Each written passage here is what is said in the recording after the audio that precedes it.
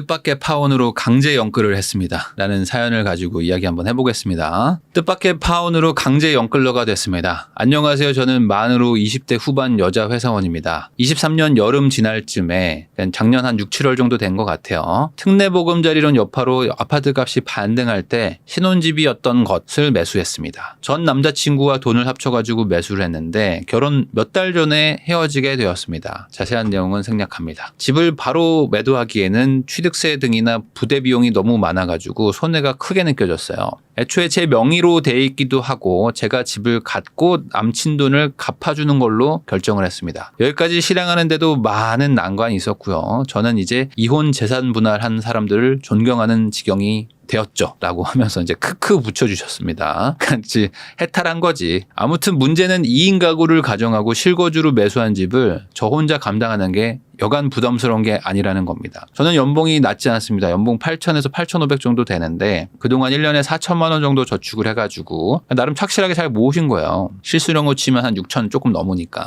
취업 후 1억 8천을 모았고 추가로 부모님께 지원을 좀 받았습니다. 취득 당시에 아파트 가격이 10억이었는데 취득세 3천만 원 정도 포함해가지고요. 10억 3천이었는데 대출을 조금 더 내가지고 전 남친한테 돈을 돌려주고요. 지금은 3억 2천이 현금 그리고 주담대 5억 9천, 신용대출 1억 2천으로 집을 사게 됐죠. 그 외 전 재산은 1,000에서 2천만 원밖에 없는 상황입니다. 말 그대로 연끌러 그 자체가 되어버린 거죠. 주담대 5억 9천에 대출 금리가 4.3%에 50년 만기고 월 상환이 240만 원. 요거 한번 금리를 좀 낮춰보려고 주담대 갈아타기를 알아보고 있는 상황이고 신용대출이 1억 2천인데 대출 금리 3%에 8년 만기로 했습니다. 월 140만 원씩 갚아 나갑니다. 원래도 아끼면서 생활하다 보니까 뭐 그다지 불편한 거는 많지 않은데 다만 돈이 모이지가 않고 이자 비용이 너무 높아가지고 집이라는 사치를 부리고 있는 게 아닌가. 450 벌면서 월세 240 내는 느낌인데 이게 좀 너무 과하지 않은가라는 생각이 듭니다. 아파트는 10년 정도 됐는데 방 3 화이 전용 59입니다. 저 혼자 사느라 방 하나는 들어가지도 않아가지고 보일러를 꺼놨어요. 마침 전세가가 6억가량이라서 융자를 말소하는 조건으로 집을 내놓고 돈을 좀 더 모아볼까라는 생각도 좀 드는데 문제는 아파트에 살아보니까 너무 좋더라. 라는 거죠. 인테리어도 깔끔하게 잘 돼 있고 건조기를 쓸 수 있다는 점이 좋습니다. 아마 이분이 이제 결혼하기 전에 뭐 부모님하고 같이 살았을 수도 있는데 그때는 조금 낡은 구축에 살았나 봐요. 그러니까 이게 건조기가 잘 안 들어가는 집들이 많거든요. 그냥 건조기도 쓸 수 있고 10년 정도밖에 안 된 집이니까 나름 뭐 연식이 오래 안 됐지 않습니까? 그러면은 구조가 괜찮죠. 확장하고 뭐 인테리어 하면. 가전 가구도 사다 보니까 원룸으로 가려고 보니 이걸 다 팔고 가려니까 좀 아깝기도 하고 이사 비용도 들고 복비도 내야 되고 하니까 이거 여러모로 좀 아깝고 심리적으로도 지금 집에 조금 만족을 하다 보니까 더 살고 싶다는 생각도 듭니다. 저는 어떻게 해야 될까요? 현재는 약보합 횡보 중입니다. 저는 소원이라면 이자 비용과 들어간 자본금의 기회비용을 상쇄할 만큼 집값이 올라가지고 매도하고 부모님 돈도 조금 돌려드리고 싶어요. 부대 비용이 조금 더 들더라도 전세 주고 10년 정도 원룸 가서 살까요? 아니면은 실거주를 어떻게든 하면서 부업을 해가지고 돈을 벌어가지고 충당을 할까요? 라는 게 고민 사연이었습니다. 이분이 좀 약간 웃으면서 쓰고 막 크크크 적긴 했지만 사실 이게 파혼이라는 게 뭐 저는 이혼 경험은 없지만 뭐 이혼의 뭐 어떤 버금가는 그런 고통이지 않을까라고 좀 생각이 들고요. 사실 이런 일들은 모두한테 일어날 수가 있죠.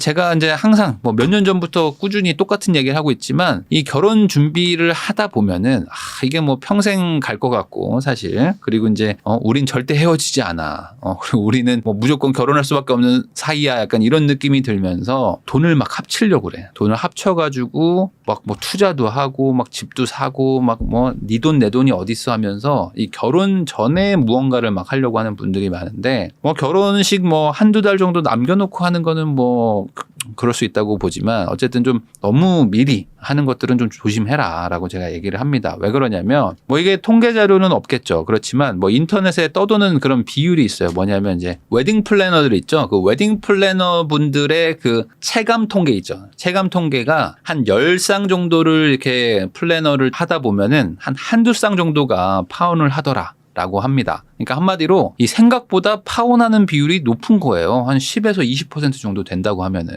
그러니까 내가 무언가를 같이 하다가 나중에 지금 약간 이혼하는 것처럼 하게 되는 경우들이 있을 수가 있다. 자, 그런데 이 집이라는 거는 실물 자산이잖아요. 그러니까 이게 뭐 삼성전자 주식을 사면 쪼개서 나누면 되는 거고 뭐 전혀 문제가 없는데 집이라는 거는 이제 하나의 어떤 물건을 사는 건데 같이 사는 거죠. 거기다가 집은 사자마자 무조건 손해가 나옵니다. 취득세가 발생하기 때문에 무조건 손해. 거기다가 중개수수료도 내야 되고 뭐 일부 수리비도 내고 하면은 집은 사는 순간 우선 마이너스로 갔다가 이제 회복하면서 올라가는 그러니까 중장기를 좀 봐야 되는 거란 말이죠. 자, 그런데 이게 갑자기 파혼하게 되면 어떻게 됩니까? 이거 바로 팔아야 되잖아요. 또 팔아야 되는데 매각이 바로 안 되는 경우도 있어요.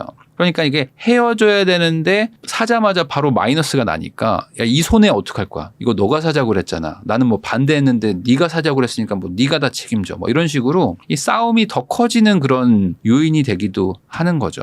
제 명의로 돼 있기도 해가지고 집을 그냥 제가 받고 남친한테 돈을 돌려줬고 그리고 이제 10억이라는 집값을 이제 산 거기 때문에 결과적으로 지금 이렇게 돌려준 것도 사실 이게 합의를 어떻게 해서 그런 거지 막상 이게 집값이 뭐 빠졌을 때도 문제지만 반대로 집값이 막 올라가면은 야 이거 올라간 거 뭐 5대5 해야지 하면서 이게 의견이 막 갈라지기도 합니다. 그래서 공유물 분할 청구 소송 뭐 이런 것들 경매에 많이 나오거든요. 이게 뭐냐면은 이제 공동으로 뭐 투자했다가 뭐 쪼개지면서 집을 막 경매로 넘어가기도 하고 그리고 내 돈 내놔 하면서 막 서로 소송하기도 하고 하는 일들이 이제 아무래도 집 때문에 많이 일어납니다. 자, 그런데 이제 어떤 분들은 이런 얘기를 할 수도 있어요.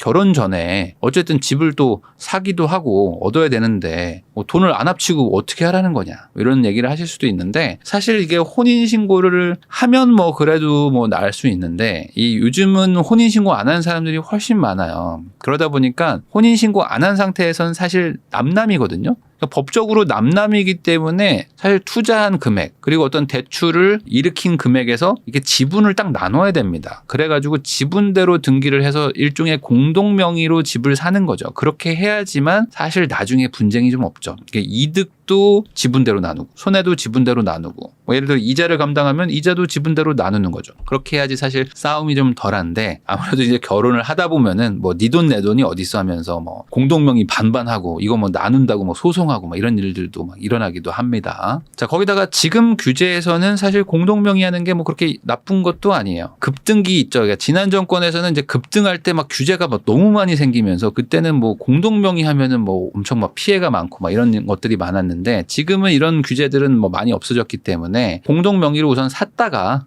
나중에 혼인신고하면서 뭐 자연스럽게 뭐 일부 증여를 하면서 뭐 지분을 맞출 수도 있으니까 그게 더 맞지 않나라고 저는 생각을 하고요. 사실 더 큰 문제는 지금 이분뿐만 아니라 많은 분들이 이 처음 집을 매수하면서 신혼집을 아예 실거주를 하면서 차리는 게 더 문제라고 생각을 합니다. 이게 지난 정권에서 일어났던 그런 뭐 일종의 뭐 문화 아니면 뭐 그때는 뭐 당연했던 이게 뭐였냐면은 지난 정권 때 이제 실거주를 안 하면 투기다 약간 이런 식의 정책을 펼친 게 있어요. 그래서 이 1주택자도 실거주를 무조건 해라. 안 그러면 왜 전세 주고 뭐 집을 사냐 뭐 이런 식의 그런 논리가 있었기 때문에 이 실거주 2년이 거의 의무사항이던 시절이 있었습니다.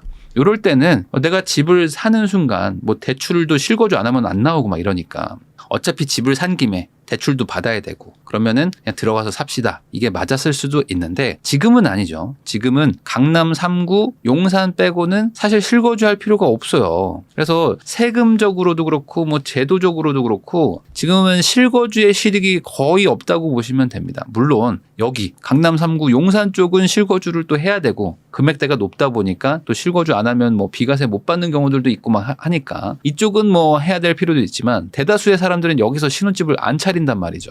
그러니까 지금은 그냥 간단하게 생각해서 실거주하는 것은 부동산적으로 크게 의미는 없다. 거기다가 이 실거주는 어쩔 수 없이 주담대를 받게 됩니다. 왜냐면 이제 뭐 전액 현금으로 집을 사가지고 신혼집 차리는 분들은 거의 없다고 보면 되죠. 그러니까 이래나 저래나 대출을 받아야 되는데 지금 이자도 많이 올랐고 약간 빠지긴 했지만 그래도 여전히 4%대거든요. 그러니까 이자가 낮은 상태도 아닌데 굳이 세금적으로 실익도 없는데 실거주를 하려고 신혼집을 차린다? 그러면 이제 비용이 많이 늘어나게 됩니다. 저는 신혼 때는 실거주 하지 말라고 이제 꾸준히 얘기하고 있는데 신혼 때 실거주를 하는 거를 저는 비추천합니다. 그 이유가 뭐냐면 기본적으로 신혼 부부들은 이직을 하는 경우도 많고요. 뭐 휴직을 하는 경우도 많고 뭐 한 명이 퇴사를 하고 뭐 다시 또 이직 준비를 하기도 하고 뭐 자격증 따려고 하는 경우도 있고 뭐 아이 때문에 휴직하는 경우도 있고 이게 되게 복잡합니다. 그래서 대부분 어느 정도 인생이 막 결혼하고 좀 한 몇 년 지나서 이렇게 안정이 되는 거지 대부분 이 결혼하고 신혼 초 때는 막 이렇게 좀 변동이 변동이 많아요. 그러니까 인생의 변수가 많을 때 어떤 그 목돈의 대출을 받아가지고 어디 하나 딱 집을 사는 순간 거기다 또 거기서 실거주를 한다? 그러는 순간 이게 딱 고정이 돼 버렸는데 상황은 변하고 그러면 이제 좀 어려워지는 거죠. 그래서 이제 신혼집 한번 잘못 차렸다가 갑자기 이직하게 되면서 출퇴근을 막 2-3시간씩 하는 분들도 나타나기도 합니다. 그래서 보통은 아이가 학교 갈 때쯤 그때쯤에 이제 본격적으로 좀 정착을 해야 되지 않겠어? 여보 하면서 이제 정착을 하는 게 보통이기 때문에 결혼 한 8년에서 10년 차 정도쯤 되면서 뭔가 실거주를 고려해도 아주 늦은 것은 아니다.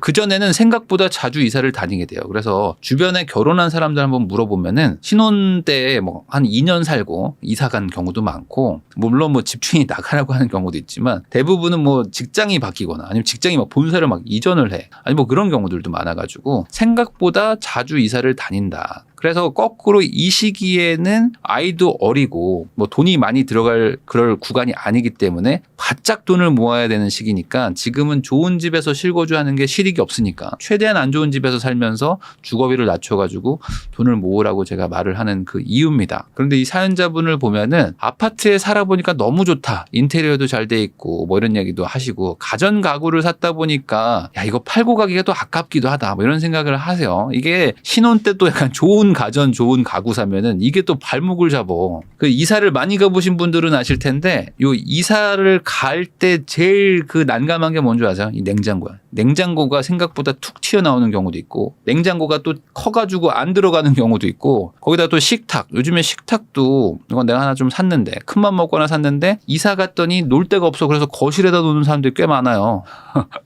어느 순간 거실이 지금 여기 TV 달려있고 여기 앞에 식탁이 있다니까 이런 사람들도 있습니다. 그게 무슨 소리냐. 아까 말한 대로 변수가 많아요. 신혼 때 변수가 많은데 혼수는 또 좋은 거 사야지 해가지고 TV 큰 거 사고 식탁 큰 거 샀다가 놀 데가 없어. 거기다가 또 구축 아파트로 가면은 건조기 놓을 데가 없어요. 건조기 놓을 공간을 계산하고 설계한 게 아니다 보니까 세탁기는 어떻게 통돌이는 들어가는데 드럼 세탁기는 이거 안 들어가는 구조 막 이런 것들도 막 만나면서 괜히 이거 혼수했다 이런 생각할 때가 많습니다. 그래서 제가 아까 말했듯이 결혼하고 한 4년에서 6년 정도는 임차인으로 살면서 돈을 좀 모으고 그러면서 이제 혼수도 좀 이렇게 소박하게 하는 게 좋다. 그럼 집을 사는 건 상관없죠. 어차피 실거주 안 해도 상관없는 거니까. 그래서 집을 사고 싶으면 사더라도 실거주는 좀 나중에 해라라는 게 제 말이고요. 혼수 사는 것도 이제 가능하면 싼 걸로 사고 그리고 작은 걸로 사고 세탁기도 막 처음부터 큰 거 사야 돼 뭐 이랬다가 나중에 또 안 들어가가지고 당근으로 팔고 그러지 마시고 작은 걸로 샀다가 아이 태어나고 점점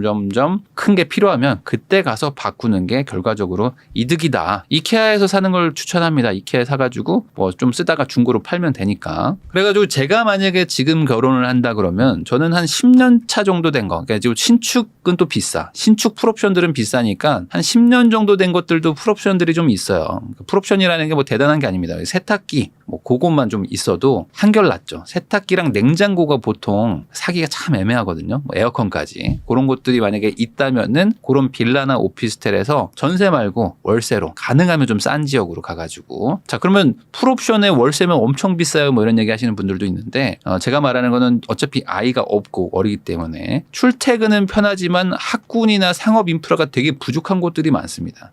요런 데 가서 신혼집을 차리는 게 좋아요. 어차피 학군하고 상가 이런 거 별로 필요 없거든. 밥도 밖에서 먹고 주말에 어디 가서 먹으면 되는 거니까. 그래서 보통 요 풀옵션에 좋은 데 가시는 분들이 나는 직장인에 신혼부부인데 막 학군도 좋고 뭐 상업 인프라 같은 것들도 좋고 막 그런 데들을 가면서 월세가 너무 비싸요 이렇게 얘기를 하는데 약간 좀 멀리 떨어진 곳 뭐 출퇴근이 편하다는 게 출퇴근이 막 2-30분 만에 된다는 게 아니라 약간 멀더라도 지하철 한 번 타면 가는 뭐 이런 곳들 중에 이런 인프라가 좀 부족한 곳들이 있습니다. 약간 좀 휑한 동네 휑한 동네에 집만 이렇게 좀 이쁜 데들이 있어. 경기도 광주 같은 데 그런 데 가면 많아요. 그런 데 가서 살면서 시작을 하고 그다음에 돈 모아서 조금 더 들어와야지 이렇게 생각하는 게 좋지 않을까 생각을 합니다. 그래서 혼수도 최소화하고 비용도 최소화해가지고 목돈 만들기에 집중을 하면은 이게 한 5년, 6년 지나면은 요게 또 나중에 또 효자가 됩니다. 그런데 또 이런 얘기 하시는 분들이 있을 것 같아요. 야, 이사비도 많이 들고요. 거기다가 뭐 가구도 바꾸는 거 뭐 공짜가 아닌데 그럴 거면 그냥 하나 번듯한 집 사가지고 실거주하면서 꾸준히 원금 갚다 보면 그게 저축이고 그게 뭐 투자 아니겠습니까? 뭐 이런 얘기 하시는 분들도 있는데 이 실거주용 집이라는 거 거기다 투자성까지 고려하면 아무래도 좀 무리해서 집을 사거든요. 그러면 첫 집이 좋은 거 아닙니까? 그럼 유지비가 많이 들겠죠. 그럼 경제적으로 점점 힘들어지는 게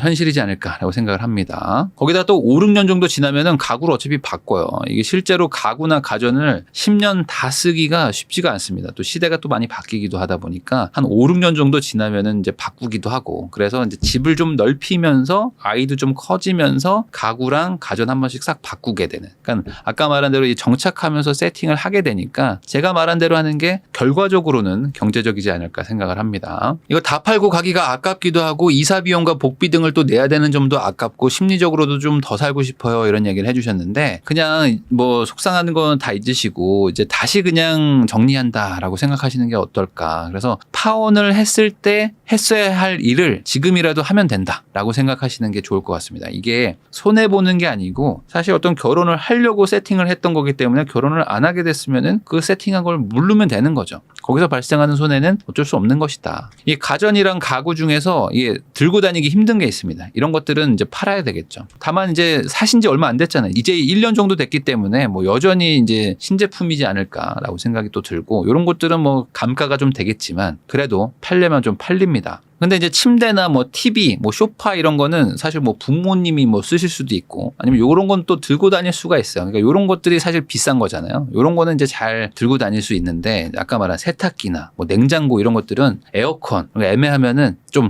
손해 보더라도 파는 거죠. 그러면 이게 뭐 수천만 원 들까? 아닙니다. 대부분 매각 손해 비용이라는 거는 감가를 좀 맞아도 한 2, 300만 원 선이면 메꿀 수 있지 않을까 저는 생각이 들고요. 요 정도 비용 드는 게 뭐 우리한테 지금 엄청나게 충격적인 일이냐? 저는 그렇게 생각 안 합니다. 자, 왜 그러냐? 지금 이분이 실수령으로 한 월 550 정도 받을 것 같아요. 성과급까지 다 포함해가지고 12달로 나누면. 그러면 이분의 지금 유지 비용이 지금 어마어마하거든요. 왜 그러냐? 아까 말했듯이 월 상환 금액이 주담대가 240만 원이고 신용대출만 월 140을 갚습니다. 그러니까 지금 380만 원을 갚아요. 그러니까 월 원리금 상환이 380만 원을 상환하고 있으면 연 4,560만 원입니다. 지금 거의 5천만 원 가까운 돈을 지금 대출 원금과 이자로 지금 갚고 있는데 순수 이자만 240만 원이에요. 그러면 내가 지금 이 집에서 거주하는 비용 때문에 연 한 3천만 원 돈이 어쨌든 나가고 있다는 거죠. 자, 그러면 지금 550만 원 수령을 해가지고 대출을 어쨌든 380만 원을 갚으면은 내가 지금 여유 금액으로 쓸 수 있는 돈이 170만 원 정도밖에 안 된다. 자, 그런데 이게 지금 주담대가 5억 9천 정도 있는데 전세 시세가 6억이라고 하셨으니까 이 전세를 받아가지고 주담대를 갚으면 되는 거잖아요. 그렇게 되면은 월 상환 금액이 140만 원으로 확 줄어듭니다. 그러면 한 400만 원 정도의 여유 자금이 생기니까 저축도 할 수도 있고